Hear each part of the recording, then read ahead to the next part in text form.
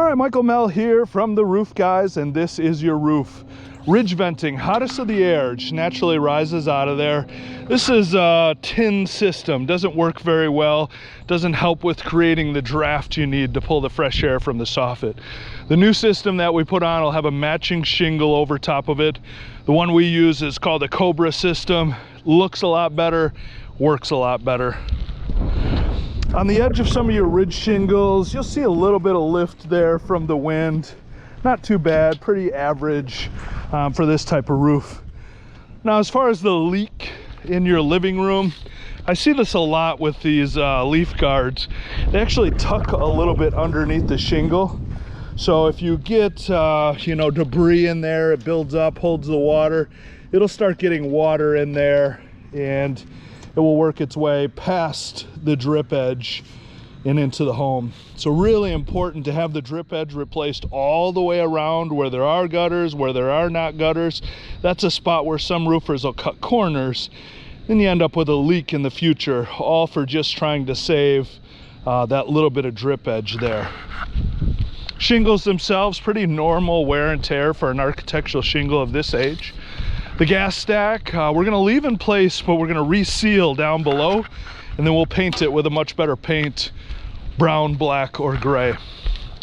All of these gooseneck looking items here, we'll replace those for the bath fans, the dryer vent, the hood range. Again, those are color coded in brown, gray, or black. Your plumbing boot, this is where your sink breathes. You can see it's open in the top. A lot of times I'll find frogs in there just eating all the bugs. We replaced that with a better boot. It's called a bullet boot. It'll actually have a guard right on top of it. This one here is for your dryer vent. It's recommended you get that cleaned out every year, year and a half. Otherwise it starts to build up lint. It's harder on the dryer. It takes longer for the dry cycles. So we'll replace that, but I would recommend getting it cleaned out. That's a service we offer for $89. The valleys here, you don't currently have it, but we're gonna put in 36 inches of ice and water barrier.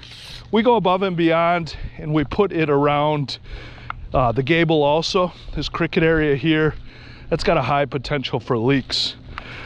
Now, I already mentioned the drip edge. Some roofers, because it's not code, they'll say, we'll replace the drip edge where there isn't gutters. So that would be that small piece there. Most of your home has got gutters on it.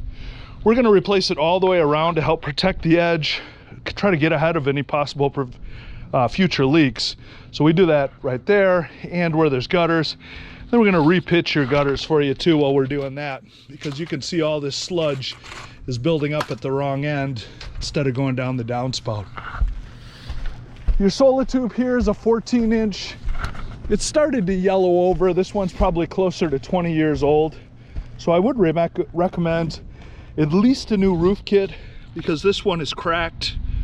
But quite honestly, you'll get a lot better natural light if you just replace the whole tube in itself while we're taking it all apart.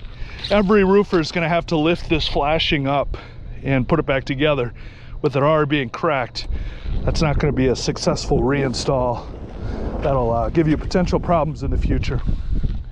Some more ridge venting there above the garage, and if we can open that up, we will. That'll help you get some more airflow in the garage. I imagine it runs pretty hot with that system on it. This is a low slope area here. You can see it takes the longest for the water to dry underneath there. A lot of times we'll find rotted wood or even leaks there that haven't made it to the ceiling. Decorative driveways, so it's important whoever you go with, they're sure to protect the driveway with some wood and tarps. That's something that we do for every job. All in all, that's your roof.